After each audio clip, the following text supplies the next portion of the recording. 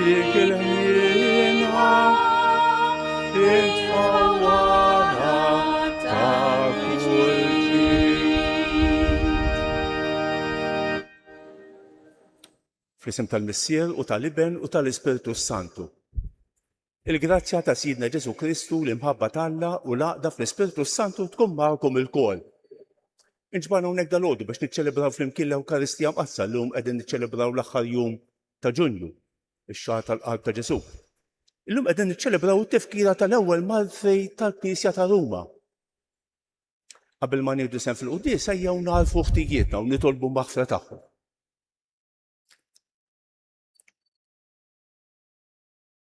Se nofru dan is-sagrifiċċju tal-qudiesa għal ruħ Lina Baldacchino. Int li jogħġbok issir bniedem bħalna biex issalvana mulej ħniena. Int li ritmu tarina fuq is-sarib Kristu ħniena. Int li ġajf taħtilna triq tas-sema mulej ħniena. Iħenna għalina Alla li jista' kollox jaħfrilna d-dubietna u jwassalna għal ħajja ta' dejjem. Nitolbu. U Alla inti jikkonsagrajt bid-dem tal-Maltej l-ewwel ġmieħ kotrana tal-Knisja ta' Ruma. Għatina li nitwettqu bil-qawwa u l-ħila li dawn il-Malti qalbina u rew fit-taqbida u li nifirħu dejjem bir-rebħa għad-disa tagħhom. Bibnek Ġesu Kristu siedna li hu Alla u miegħek jgħix u jisaltan flimkien mal-Ispiritu Santu għal dejjem ta' dejjem.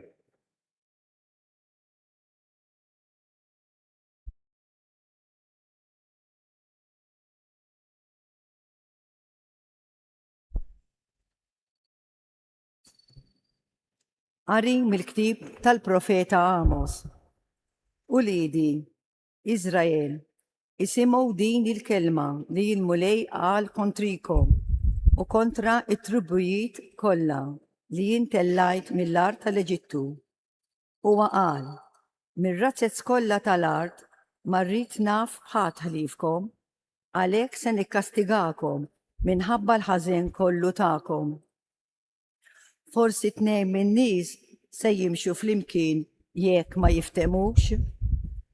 Li l-jum se jried fil-foresta jekk ma jsibx il-priża? Il-ferħ tal-iljum se jsemma laħnu fil-art tiegħu jekk ma jkun qabad xejn? L-asfur se jaqaf wiċċ l-art jekk ma jkunx hemm ġbir? Se jinqaleb il-mansab mal-art jekk ma jkunx hemm x'jaqbad? Forsi tindaq it-tromba fil-belt u bil-poplu ma jibżax? Se tiġri xi ħsara fil-belt jekk ma jkunx għamilha il-mulej? Għax ebda ħaġa ma jagħmel Sidi il-mulej jekk ma jurix ħwejjeġ moħbija tiegħu. Lil-qaddejja tiegħu lill-profeti, lil-junjajat min ma jibżax. Sidi il-mulej jitkellem, min ma jħabbarx. Jien libtkom ta' taħt fuq, kif Alla qaleb lil Sodoma u l-Gomorra. Kontu bħala ħerba meħlusa minn ħuġġieġa, imma intom ma rġajtux għal-għandi, oraklu tal-mulej. Mela dan se nagħmillek Iżrael, u la darba se nagħmillek hekk, ħejju ruħek biex tiltaqa' ma' Alla tiegħek, o Iżrael. Il-kelma tal-mulej. Sarm responsorjali u ngħidu flimkien, mexxini mulej fis-sewwa tiegħek. Int m'intix Alla li tħobb il-ħażen. Il-ħażin ma jsibx postu għandek, ma jifqux il-kburin quddiem għajnejk flimkien, mexxini mulej fis-sewwa tiegħek. Inti tobgħod kull min jagħmel id-deni. Inti teqret min jitkellem bil-gideb. Nies qattila u qarrieqa jistmellhom il-mulej flimkien, mexxini mulej fis-sewwa tiegħek. imma jien għat-tieba kbira tiegħek nista' nidħol ġewwa darek, nixteħed quddiem is-santwarju mqaddes tiegħek, mimli bil-biża' tiegħek flimkien mexxini mulej fis-sewwa tiegħek. Inqumu bil-wifqa. Alleluja. Alleluja. Alleluja. Jien lil mulej nistenna, ruħi f'kemtu tittama.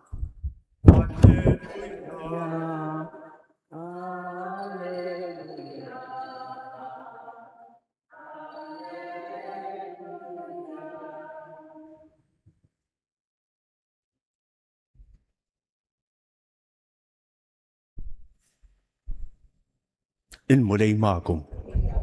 Qari mill-Evanġelju skont San Mattew.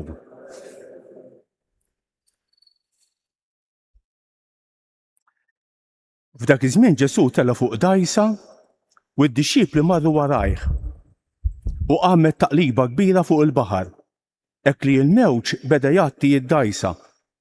Iżda hu kien rieqed. Id-dixxipli resqu fuqu qajmuh u qalulu salvana mulej, ħan intilfu. U qalilhom dal-biża' kollu għalfejn jan nista' fidi xkejkna. Imbagħad qam, ordna lill-irjieħ u lill-baħar u waqgħet kalma kbira. Dawk staġbu u bdew jgħidu dan xi bniedem hu biex sal-irjieħ u l-baħar jisimgħu minnu. Il-kelma tal-mulej tifħejr lilek Kristu.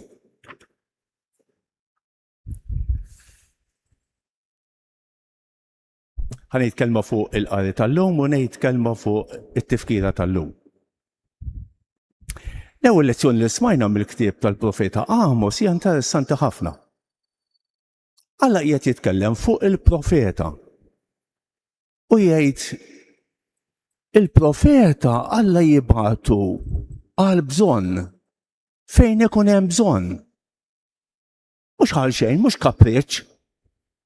Imma Alla jibgħat il-profeta tiegħu fejn ikun hemm bżonn. Naħseb fil-ħajja tagħna jiġri hekk ukoll. Kultant Alla jibgħatilna profeta. Mhux ħajkun jagħmel ħafna studju, imma kultant anke suġġeriment minn xi ħadd, kultant anke kelma taf tibdillek id-direzzjoni kollha. Is-silta tal-Vanġelu tal-lum. San Mattew qiegħed jirrakkuntana dan il-miraklu ta' Ġesu li jwaqqaf dik it-tempesta. Dan il-miraklu jirrakkuntaw tliet sinottiċi, jiġifieri San Mattew, San Marku, San Luqa. Ftit dettalji differenti. San Mattew f'dan ir-rakkont qiegħed jippreżentalna sitwazzjoni diffiċli imma biex jeduka lill-apostli għal-fidi. Il-ħajja mi plain sailing għal-ħadd. Il-ħajja mhix faċli għal-ħadd. Fil-ħajja ta' kull bniedem hu minnu jiġu momenti ta' maltemp. X'tagħmel? Taqta' qalbek jew tafda f'Ġesu. Tiżbalja jekk taqta' qalbek. Mur lura. Kemm tagħmel tajjeb li tafda f'Ġesu. Dawn l-apostli jgħidulu salvana mulej se nintilfu. U Ġesu jgħidilhom sentenza li jgħid lil kulħadd. Tal-biża' kollu għalfejn jan jista' fidi ċkejkna. Tal-biża' kollu għalfejn. Fil-ħajja il-biża' tattakkana sikwejt. Daqqa l-ħaġa u daqqa minħabba ħaġa oħra, daqqa minħabba x-xogħol, daqqa minħabba saħħitna, daqqa minħabba il-ħbieb, daqqa minħabba l-familja. 1000 darba. Tibżax. Għafda f'Ġesu. Dal-biża' kollu għalfejn jan jista' fidi ċkejkna. Ħanejt kelma fuq it-tifkira tal-lum. Illum qegħdin nfakru l-ewwel martri ta' Ruma.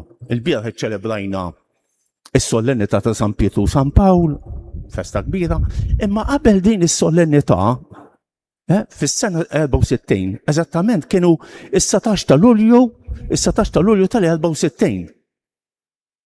Tajjeb. U Ruma ħadet in-nar. Ħadet in-nar. Damet taqbad 6 ijiem u 7 tiljieli.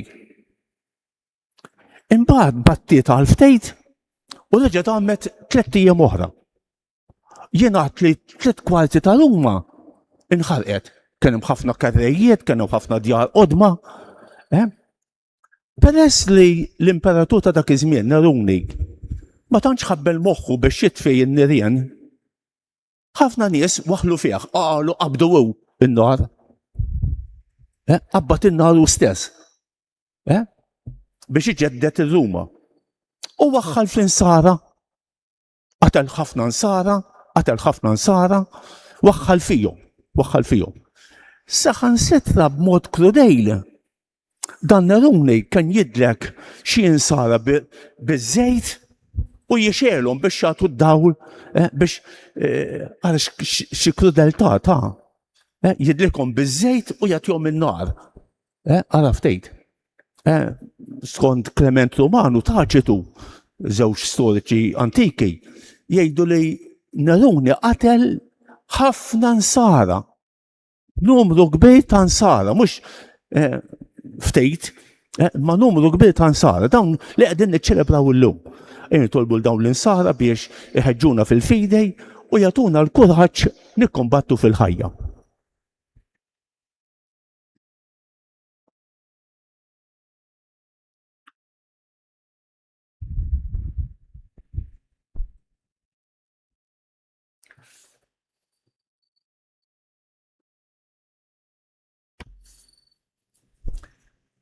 Aħna nagħtu ġieħ illum lil kotra kbira ta' nsara li fi żmien Neruni f'Ruma taw xhieda ta' Kristu bit-tixrid ta' demmhom, nitolbu lil Alla jwettaqna bil-grazzja tiegħu ħalli nkunu dejjem lesti nistqarru bla biża' il-fidi tagħna quddiem id-dinja.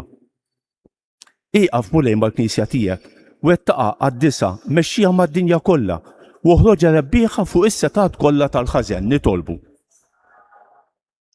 Għamel li l-bnedmin kollha iħadnu dak li hu veru, tajjeb u ġust u bħal l-ewwel Malti ta' Ruma ikunu lesti jagħtu xhieda tiegħu wkoll bis-sagrifiċċju ta' ħajjithom nitolbu. Għati l-mistrieħ ta' dejjem u lena bla tmiem lill-qaddejja tiegħek lina Baldacchino u lil ħutna mejtin kollha nitolbu.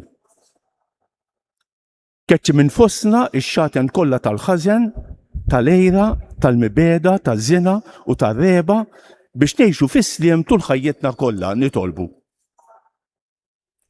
Ġeddidna kuljum għall-glorja tiegħek u agħtina l-qawwa li kellhom l-ewwel Malti ta' Ruma biex qatt ma nitbedu mill-ħarsien tal-liġi tiegħek nitolbu.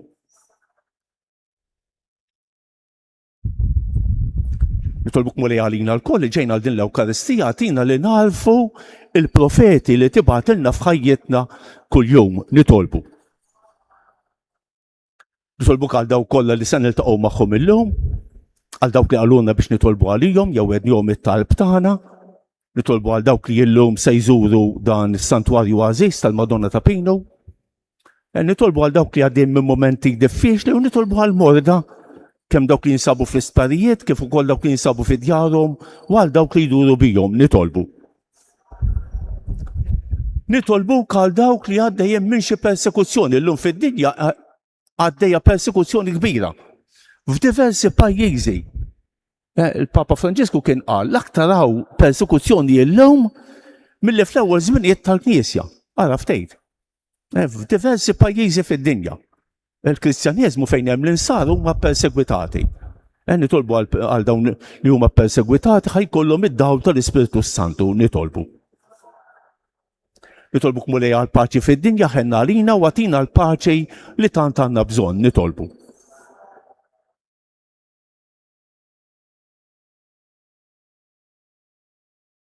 Mulej Missier Qaddis Alla ta' dejjem li tista' kollox ixħed fuqna ħalsa ta' tieba u wettaqna bil-grazzja tiegħek biex ma nibżgħu qatt nagħtu xhieda għalik bi Kristu siedna.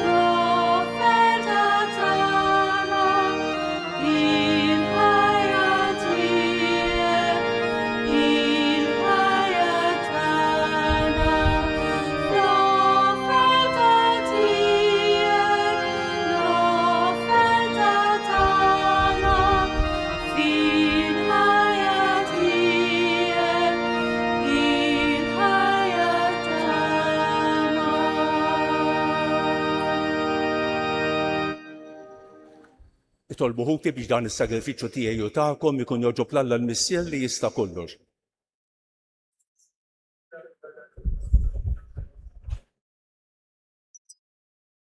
Ilqa' Missier Qaddis l-offerta li qegħdin nagħmlulek fit-tifkira tal-Malti ta' Ruma u għamel li aħna għaddejja tiegħek inkunu għaddej qawwija fl-istqarrija ta' ismek. Bi Kristu sirna il-mulej magħkom, nerfgħu qlubna l fuq. Niżu ħajr lill-mulej Alla tagħna. Sewwew xieraq tas-sew mulej Missier Qaddis Alla ta' dejjem li tista' kollox. Tajjeb u ta' ġej tas-salvazzjoni tagħna li dejjem u kull imkien irroddulek ħajr. Għaliex il-Malti ta' Ruma ħadu l-martirju għall-istqarrija ta' ismek biex bħal Kristu b'demmhom jagħtu xhieda tal-emejjel tiegħek tal-għaġeb. Meta turi l-qawwa tiegħek fl-aqwa tagħha sewwa sew fejn hemm id-dajjef u ssaħħaħ lil minnu nieqes mill-ħila biex ikun jista' jixhed għalik bi Kristu siedna. Għalhekk flimkien mal-qawwiet tas-sema qatt ma nieqfu nfaħruk fuq l-art u bla qiegħda intennu lill-kobor tiegħek. Qaddis, Qaddis, Qaddis, mulej Alla tal-eżerċt. Is-smewwiet u l-art mimlija bi-glorja tiegħek. Osanna fil-għoli ta' smewwiet. Imbierek minn ġej f'isem il-mulej, osanna fil-għoli ta' smewwiet.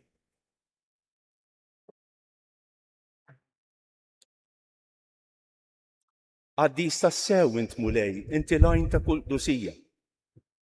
Għaddes għalek nitolbu dawn l-offerti bil-barka tal-Ispirtu tiegħek biex isiru għalina il-ġisem u d-demm ta' Sidna Ġesu Kristu li meta kien se jingħata biex mir-rajħibati ħajr ħobs, ratt il-ħajr, qasam, tal id-dixxipli tiegħu u qal: Ħudu u kulu l-kol minn dan, għax dan huwa ġismi li jingħata għalikom.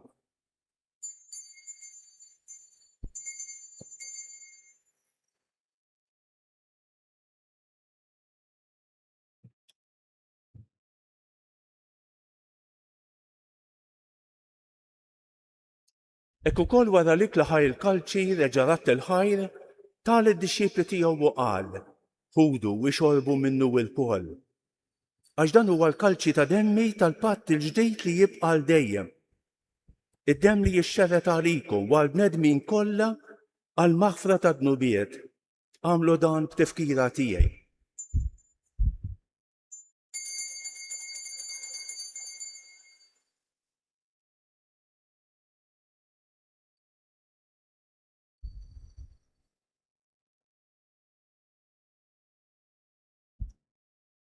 Dan hu l-misteru tal-fidi jinħabbru l-mewt tiegħek mulej.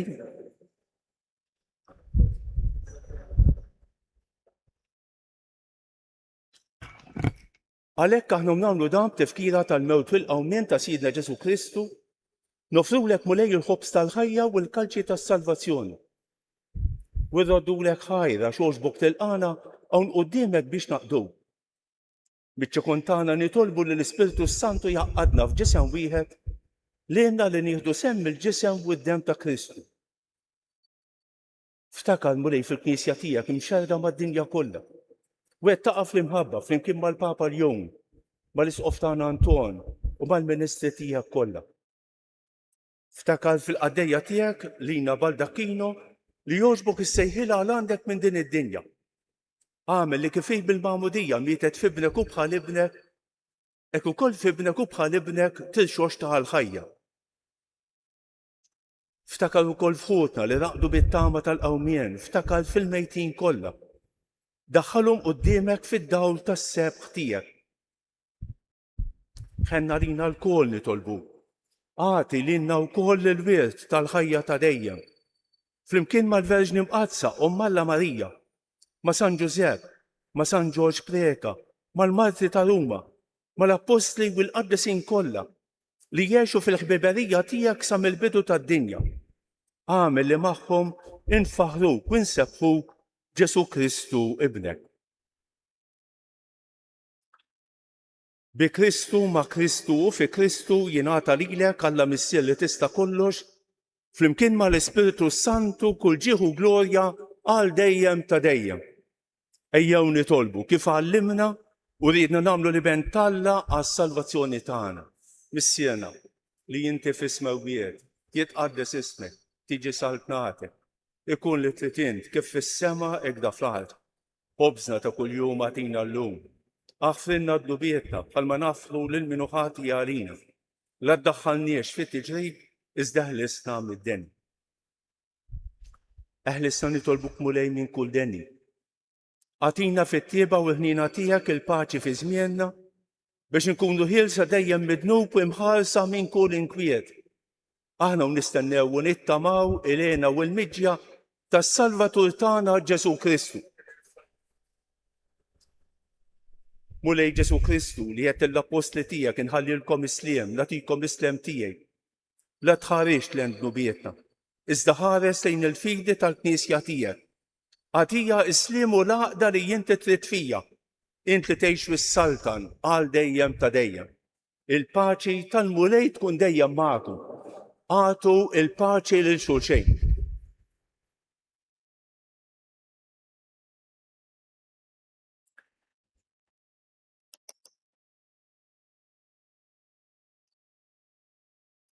Ħaruf Talla li tneħħi d-nubiet tad-dinja ħenna għalina.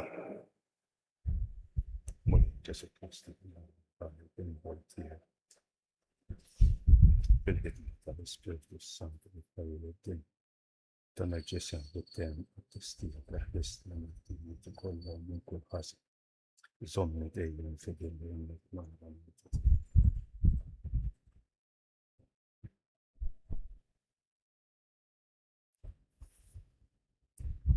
Danu l-ħaruf Talla, danu li jneħħi d-nubiet tad-dinja. Ħejjin dawk li huma mistiedna għall-ikla tal-ħaruf. Mulej ma jistħoqlix li tidħol taħt is-saqaf tiegħek. Iżda jgħid kelma waħda u ruħi tkun infejq.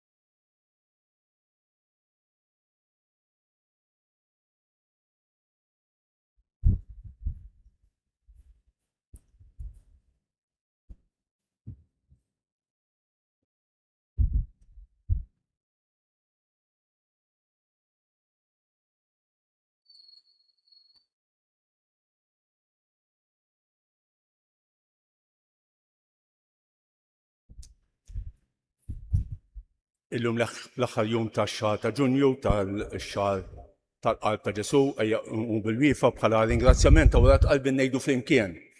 Qalb imqazza ta' Ġesu jiena nafda fik. Qalb imqazza ta' Ġesu jiena nafda fik. Qalb imqazza ta' Ġesu jiena nafda fik. Nitolbu. U Alla inti tajtna dawl tal-għaġeb fuq il-misteru tas-salib permezz tal-martirju tal-martri ta' Ruma. Fil-ħina tiegħek għamel li bil-qawwa tas-sagrifiċċju li offrejnielek inżommu dejjem fidili ma' Kristu u nħabirku fil-Knisja għas-salvazzjoni ta' kulħadd. Bi Kristu siedna. Ħanejdu dawk it-tlieta Vamarijiet il-Madonna fġiel it-tliet ijiem li ġisimha dan fil-qabar qabel ma tella s-sema. Nofruhom skont l-intenzjonijiet u l-bżonnijiet tagħna u għall-bżonnijiet tal-persuni li nixtiequ nitolbu għalihom. Sliem għalik Marija, bil-grazzja mimlija l-mudejn miegħek, imbierek inti fost in-nisa u imbierek il-frott tal-ġuf tiegħek Ġesu.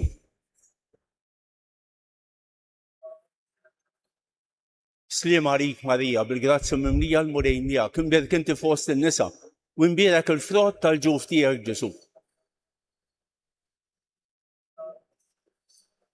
Sliem għalik Marija, bil-grazzja mimlija l-mudejn miegħek, imbierek inti fost in-nisa u imbierek il-frott tal-ġuf tiegħek Ġesu. Madonna ta' Pino, Sultana tal-Familja, ħarstek fuqna dejjem żomm. Il-mulejn magħkom. Iberikkom Alla li jista' kollox il-Missier u l-Iben u l-Ispiritu Santu. Morru fil-paċi ta' Kristu. Il-ġurnata tajba lil kulħadd.